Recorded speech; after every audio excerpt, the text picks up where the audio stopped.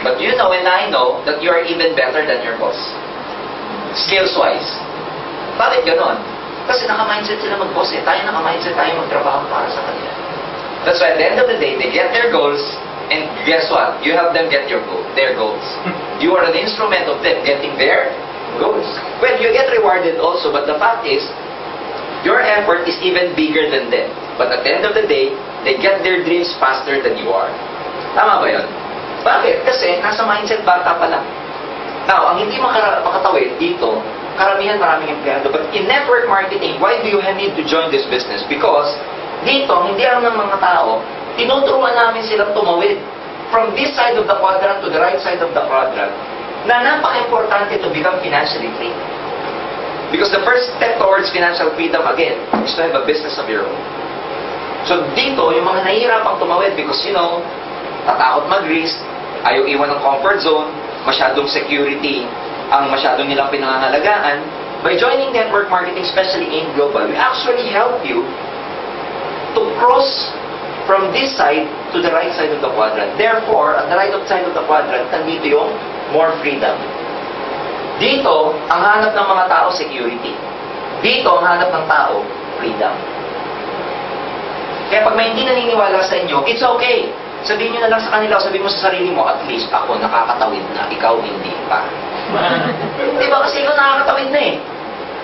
Kaya pag nag-join ka rito, huwag ka na mag-gupit kasi nakatawid ka na eh. Sabi ni Robert Kiyosaki, the mistake of many people is that when they cross, you know what's the biggest mistake they ever do? They go back. Naka-cross na sila, bumabalik pa, hindi po. Pag naka-cross ka na, huwag ka nang babalik. Hindi ko ibig sabihin na pag nag-cross ka dito, iiwan mo. Hindi yun eh. Kasi sinasabi ko, di ba, pwede mong pagsabayan, networking while you're employed. But now na meron ka ng business, ang point dito, huwag mo nang iiwan to kasi the moment na iniiwan mo to, babalik ka dito na ito lang ang magiging mundo mo ulit. Yun ang mistake ng maraming tao, even after they cross. Because they feel so uncomfortable here.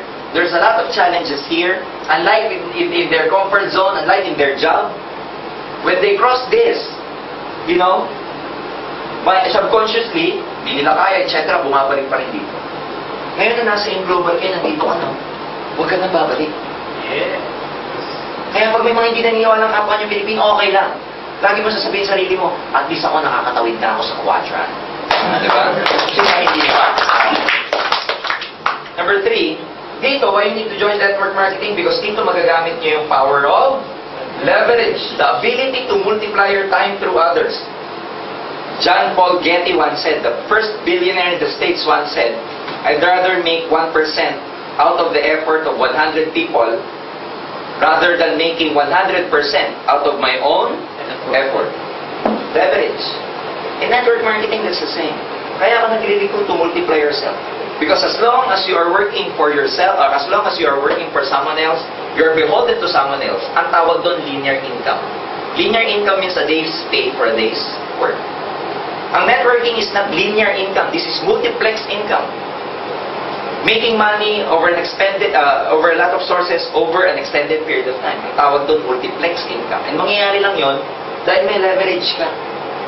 Kaya ka nagre-recruit para mag-multiply mo yung sarili mo. Such that pag na-multiply mo yung sarili mo, this happens to be the most important technique to wealth. Hindi lang yung magkaroon ka ng business. This is just the first step. The most important technique to wealth is to leverage yourself. Ang Forbes magazine naglabas po sa Philippines the richest people in the Philippines right now. And guess what? Kung sino pinakamayaman niya? Ang pinakamayaman niya sa atin si Mr. Henry C. He's worth about $3.1 billion net worth. Gaano kalaki sa peso to? Billion pesos. Malaki maliit. Ang laki nito. Alam mo gaano kalaki to? Let me tell you, kasi sa Philippines when I explain this, hindi lang ma-appreciate kung gaano kalaki ang billion.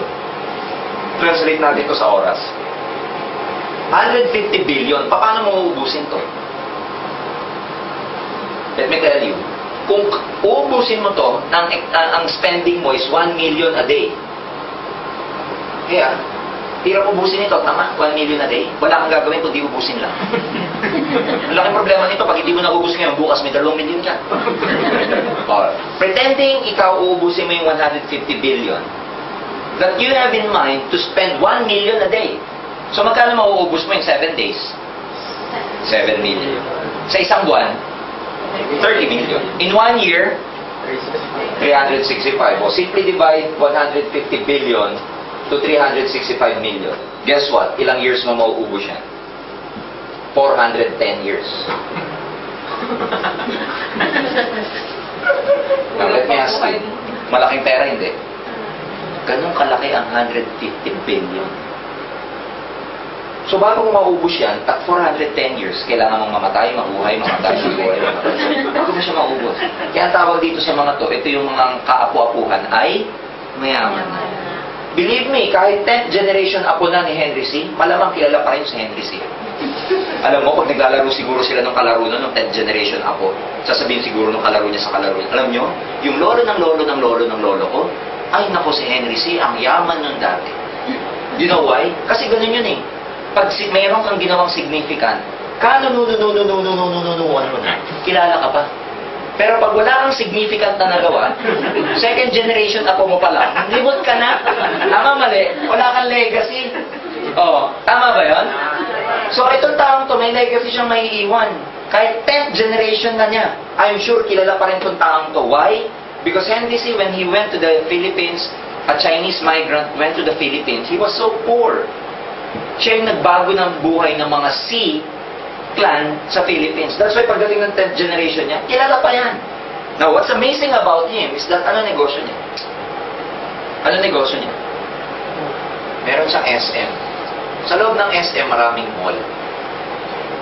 Ang deal dyan sa mga mall niya, lahat ng lessee, lahat ng umuupa sa kanya, has to pay about 40,000 pesos per month or 5% of their daily sales, whichever is higher.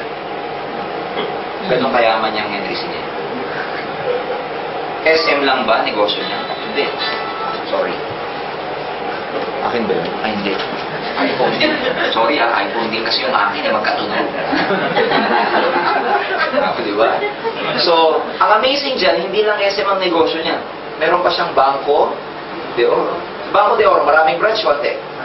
Maraming kliyente, hindi. Marami. Hindi lang yung negosyo niya. Alam niyo nasaan pa siya? Nasa manufacturing pa to. Makikita niyo sa Philippines ngayon, sa SM, may mga products na kung tawagin bonus. Siya gumagawa ng bonus na yun. Bonus tissue, bonus na kung ano-ano, bonus na bigas, bonus na brand. Sa kanya yung manufacturing. What's amazing about him, hindi lang yan. SM, BDO, meron pa siyang real estate. Condominium, kung ano-ano. Ayan, no? Okay? Na ang model, si Marian Rivera pa, di ba? Oh. Nasa power plant industry din to. Isa sa mga stakeholder, biggest stakeholder ng SM Corporation, San Miguel Corporation, is owned by Mr. Henry. Ano yung negosyo niyo? Leverage. Sumunod na mayaman sa kanya si Mr. Lucio. Yan yung negosyo ni Lucio. Meron siyang pad. Okay, ang dami niyang aeroplano. Meron siyang PNP. I saw PNP down there at Lucky Plaza earlier. Marami bang PNP? Pilipinas. Meron pa siyang Asia Brewery. Ano yun? Beer, tsaka yung mga Summit, tsaka yung Absolute. Kanya pa yan. Sa Philippines, meron yung real estate to kung tawagin Eton. Ayan, kanya yung Eton eh. Sa Laguna, kanya yan. Ano pa? Meron pa tong Allied Bank. Okay? Oh. Dami niya negosyo. Ano negosyo nila? Leverage marketing. Meron pang isa, very famous. Mga Ayala. Alam niyo mga Ayala? Oh. Mga Ayala, negosyo nito, ano din? Malls. Di ba? Ano pa? Globe. Telecommunication. Ano pa? Ayala Life. Ano pa? Malls, Ayala Life. Ayala Land or real estate, etc. Dami negosyo. You'll be amazed. Ano negosyo nila? Networking. Ito maganda. Di ba ito si NTC, Lucio Tan, Ayala? Ikaw. Di ba, re-recruit ka? Tama? Tama ba? Pinaliliwanag sa atin, dalawa lang. Pero actually, yung spillover mo kanina yun. Sa'yo rin yun. Kaya ang itsura mo, ganyan din. Magre-recruit ka. Magre-recruit sila. O, ano negosyo mo? Hindi ka pareho nila. Kaya mga talaga sa negosyo. Leverage. Kaya hindi lang na maraming tao, the idea that a lot of people are becoming rich is being used in network marketing industry. Kaya yung mga hindi nakaka-attend ng NDO, hindi nila alam to. Kaya again, pag may mga hindi naniniwala sa inyo, sabihin nyo na lang sa kanila, okay lang, hindi mo naman alam yung leverage. Pag tinanong ka, ano yung leverage? Bahala ka. Diba? Kaya pag may hindi naniniwala sa inyo, patawarin nyo na lang sapagkat hindi nila alam ang kanilang ginagawa. Hindi nila alam kung ano itong ano. Totoo naman, di ba? Right now, the way I present to you what is network marketing, di ba laki ng business? Di ba? Na ganito kalaki pala ito. Kaya nga ulitin ko, pagka ikaw naintindihan mo ano yung network marketing, hindi ka manghihinayang pag may mga ayaw sumama sa'yo. Hindi ka manghihinayang kung may mga ayaw sumama sa'yo. Kaya, eto yun, leverage na nagagamit dito. But that's why you need to recruit and recruit and recruit. The best reward that you can get in network marketing is both financial and time freedom. Financial freedom is having the money, to buy your dreams. Time freedom means, personal freedom. Spending quality time with your family, friends, having a lot of time to go to a lot of places and have pleasure. But the thing about network marketing is that you can have the time to enjoy your money and at the same time have the money to enjoy time. I know a lot of people, they have money, mayayaman sa Philippines, but they don't have time for their family. Not even for themselves. Pero mas marami akong kilala sa atin, ang daming time, walang money. Tama. Pero dito sa network marketing, pareho meron. You can have the money to enjoy your time and the time to enjoy your money. Isn't it worth fighting for? Tama ba? Di ba dapat pinaglalaban siya kasi? Number 4, ang pinaglalaban dito, freedom. Okay? Katulad na sinabi ko, time and financial freedom. And ibang klase sa Pilipinas pag may pera ka. The best place to stay when you have the money is the Philippines. Philippines is like heaven if you have money. But Philippines is like hell if you don't have money. Tama ba yun? Pilipinas, pag-ising mo may katulong, ang kakahain na.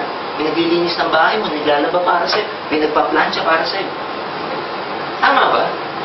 Pag may pera kang, bilis bumili ng kotse. Dito, ang kotse dito, times 4 yata ang value, Because yung certificate of entitlement. Ang bahay dito, magkano?